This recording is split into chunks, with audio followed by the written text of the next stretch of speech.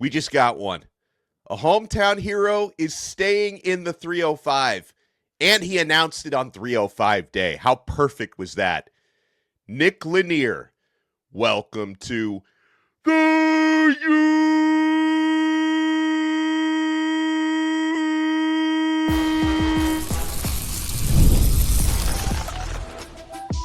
You are Locked On Canes, your daily podcast on the Miami Hurricanes, part of the Locked On Podcast Network, your team every day.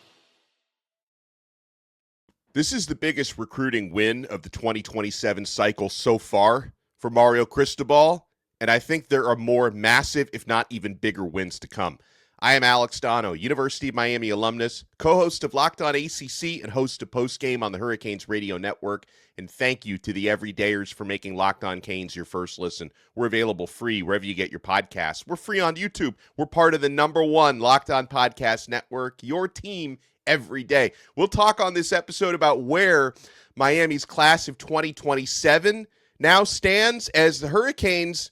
Steve Wiltfong said it this week. They can absolutely push for the #1 class in the country. And I don't see any path to #1 that didn't involve landing Nick Lennear, who Miami just landed last night.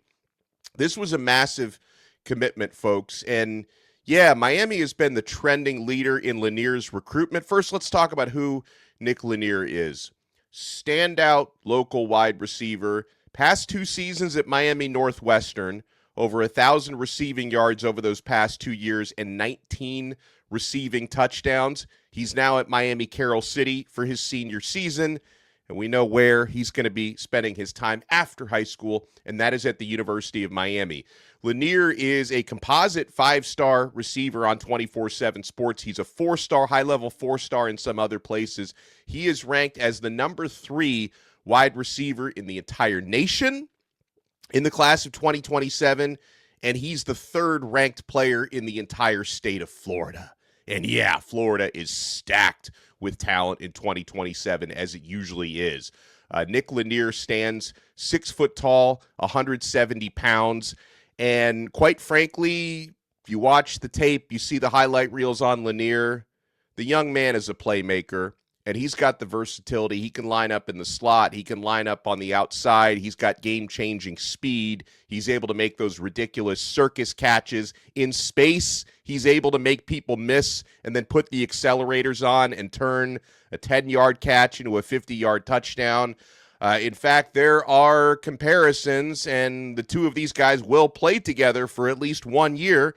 There are comparisons to Malachi Tony, that Lanier, when he steps on campus at Miami in 2027, the first year he spends at Miami would be Malachi's 3rd year, probably will be Malachi's final year in college because, he'll be NFL ready by then.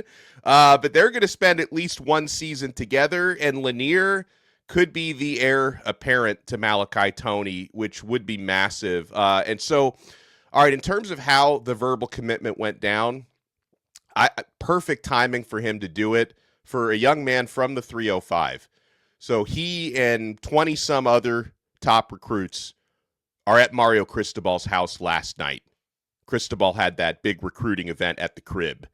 And Lanier actually took the opportunity last night to make the announcement in front of Mario Cristobal, all the other staffers on hand there, all the other players on hand there, that he was going to stay home and play for Miami. And again, not surprising he decided to be a Miami Hurricane because the Hurricanes have been the trending leader. Maybe the timing, doing it this early, is surprising for some because Nick Lennear, as we talked about earlier this week with E.J. Holland, who joined us a couple days ago, he did lock in 3 official visits for the summer. One of those is to Miami, and I would imagine he's still going to make that Miami visit now that he's committed here. But he also has visits scheduled to USC and to LSU, but there is definitely an expectation. I can't speak for Nick Lennear on this, obviously, but it would not surprise me or anyone if he cancels those official visits to other schools and just focuses on Miami. I go back to the conversation we had with Hurricanes recruiting analyst EJ Holland a couple days ago. We talked a lot about Lanier. And again, if you watch that episode, you're not surprised Lanier has committed to Miami because Holland, he mentioned it was hard for him to come up with a second place at that point for Nick. Like maybe LSU. I know like Syracuse was even technically in the mix for him, guys, because he's a former teammate of Calvin Russell, and maybe the Calvin Russell thing kind of encouraged him to put Syracuse in the top 5 or the top 8, whatever it was. But like there wasn't really a second place after Miami being the front runner. Like it really was all about Miami. And Lanier, in the lead up to this commitment, had been saying pretty openly to reporters covering him that Miami was fully in the lead.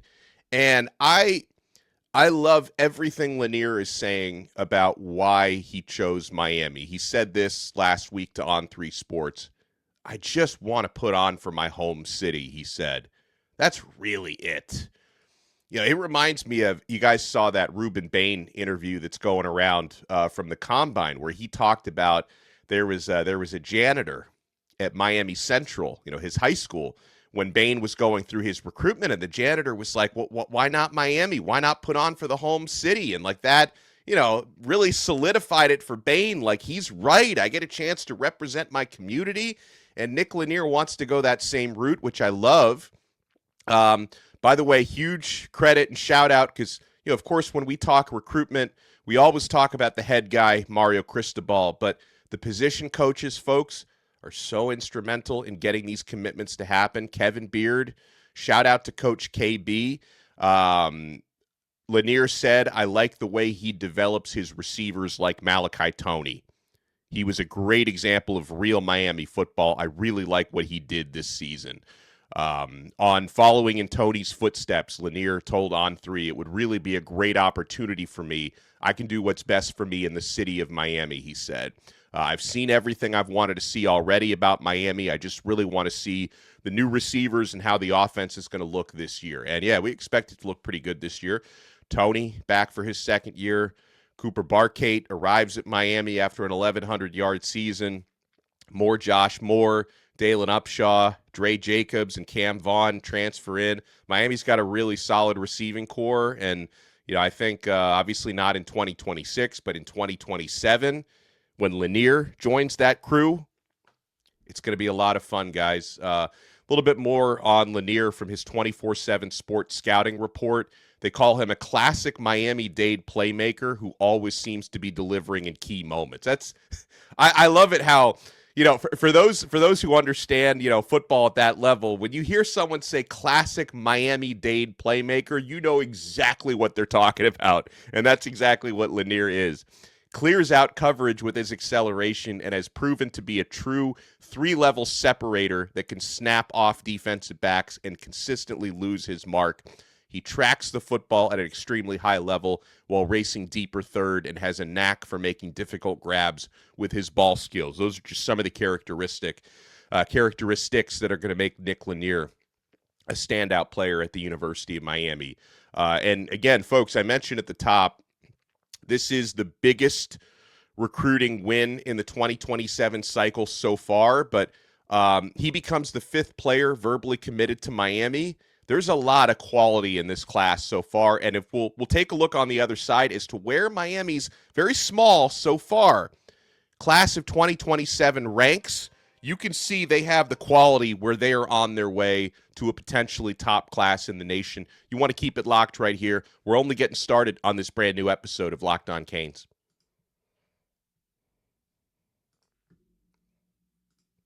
Folks, college basketball is nonstop. Big games, tight spreads, momentum swings every night. From early tip-offs to late-night West Coast shootouts, there's always action on the board. And now FanDuel is giving you a way to turn that energy into even bigger potential wins with a college basketball parlay profit boost. You can build any college hoops parlay you want. Rivalry games, ranked matchups, whatever fits my read. Then you can mix your spreads, totals, and player props to match how you see the slate playing out. Then you apply the profit boost and instantly bump up the potential payout. Go safe, go bold, ride with the team you've been riding all season. It's your parlay, your style, now with more upside behind it. Head to FanDuel.com to get started. That's FanDuel.com. FanDuel, play your game. My friends, it is tax season, but for a lot of us, the old way of doing taxes is a lot. Trying to book an appointment that's not the most convenient. Sitting in a waiting room with a stack of papers, emailing back and forth and wondering if they really get your situation. But this year, you're getting a major upgrade. Intuit TurboTax has in-person locations nationwide. You can meet face-to-face with a real tax expert, and your documents get uploaded straight to your TurboTax app on the spot. And just like that, you're done. Your TurboTax expert works to get you every dollar you deserve while you get real-time notifications as you go about your day. It's a relief walking in and meeting a real person and walking out knowing your taxes are being handled right. Head to turbotax.com/local to find a store near you and book your appointment. Folks, this is the 5-Hour Energy Flavor Draft with 18 flavors to choose from, including new options like Confetti Craze, Fruity Rainbow, or Cotton Candy. There's something for everyone. The board is set, the flavors are ready, and I've got my number one pick for the 5-Hour Energy Flavor Draft. Oh, these mock drafts are so tough, but for my official pick, I'm going with cherry, folks. This is a classic flavor. It's going to remind you of when you're a kid, when you're eating that classic red fruit profile, the bright, punchy taste. It's smooth, it's easy to recognize, and it's bold. Cherry, for me, is a safe number one overall pick. And for my sleeper, guys, don't sleep on Hawaiian Breeze. You could feel the breeze, taste the caffeine. It's made with great flavors like passion fruit, orange, guava. It's sweet yet smooth. It's tangy yet tart. Find your new favorite flavor of 5-Hour Energy shots available online at 5hourenergy.com or on Amazon. Thank you for making Locked On Canes your first listen. And remember to join the Everydayer Club if you want to take your Everydayer experience to the next level and make it official. Click the link in the show notes below or go to lockedoncanes.supercast.com is how you join the Everydayer Club. All right, so looking at Miami's class now with the addition of Nick Lennear. So the Hurricanes have, with only 5 verbal commits for 2027, have the 7th-ranked class in the country right now per the On3 Sports Rivals Industry ranking. That's the composite now, the true composite where they average out the rankings from 24/7 Sports, ESPN, and Rivals. Those are the major recruiting services. So Miami has the 7th-ranked class at this moment, behind Ohio State at number 1. OSU's got 9 commits. Texas A&M in second with 10 commits. Oklahoma third with 14 commits. Texas Tech fourth with 4 commits. So Texas Tech the only one that has fewer than Miami. Georgia with 5 commits. Notre Dame with 7 commits. And Miami with 5. So you can see Miami among a couple of others that have 5 or fewer commits in that top 7. The quality bodes well for what Miami has so far in terms of who Miami has so far committed. We mentioned Nick Lennear now becomes the top-rated Miami Hurricanes verbal commit. The 24/7 composite has him as a 5-star. Some of the other services have him as a highly rated 4-star recruit, 6 foot tall, 170 pounds out of Miami Carroll City now. And there's actually another receiver who is ranked as the 2nd top commit for Miami, and that's Amari Stevens from Chaminade Madonna. And it was cool. Amari Stevens put out a social media post last night about how excited he is, to play with Lanier, and he mentioned we're not done. So it's like you got this 305-day recruiting weekend. It's 306 now, but you have the recruiting event happening this weekend. A lot of the players who were at Mario's house last night are touring campus today. They're continuing the unofficial visit weekend. We could have more commits tonight, Saturday, before the weekend is over. Miami very likely is not done yet, and I love the fact that Lanier becomes the guy who can set that tone. And then after Amari Stevens, you've got 4-star safety Jalen Jones out of MacArthur High School in Davie as your 3rd highest-ranked commit. Then you've got DeMarcus DeRoche, athlete/tight end. He's going to play tight end at Miami. 6'6", 200 pounds. DeRoche is your 4th highest-rated commit, another 4-star. And by the way, we've gotten some good news on DeMarcus over the last couple of weeks that he's essentially shut down his recruitment to focus on Miami. There were other schools, including the Texas Longhorns, that were after him, but he is all about the U. And then you've got a 3-star offensive tackle, Zaquan Linton, who I think is someone Miami sees a lot of potential in as a really exciting prospect offensive lineman, 6'5.5", 290 pounds, out of Palm Beach Central in West Palm Beach. So 5 verbal commits so far, and yet with only 5, you've got the 7th-rated class in the entire country. Of course, I think the next really, really big splash that Miami could make, I'm unsure on the timing is exactly when this could happen, but Miami being the trending leader for 5-star offensive tackle Mark Matthews out of St. Thomas Aquinas, who a lot of the services have as the number 1 ranked prospect in the entire state of Florida. If and when Miami's able to lock him up, that's going to be a major addition to the recruiting class, and it's going to help Miami surge towards that number 1 spot. But then, folks, when we go through who these 5 verbal commits are so far, the other thing that stands out is Mario Cristobal putting that fence around South Florida, around the 305, the 954, and a little bit of the 561 as well. You notice one of those things about the most recent recruiting class of 2026, there wasn't as much like South Florida in it as you usually have. I think some of that had to do with just a weird year with the quality of the prospects, like in South Florida. But for 2027, Miami's got 5 players so far.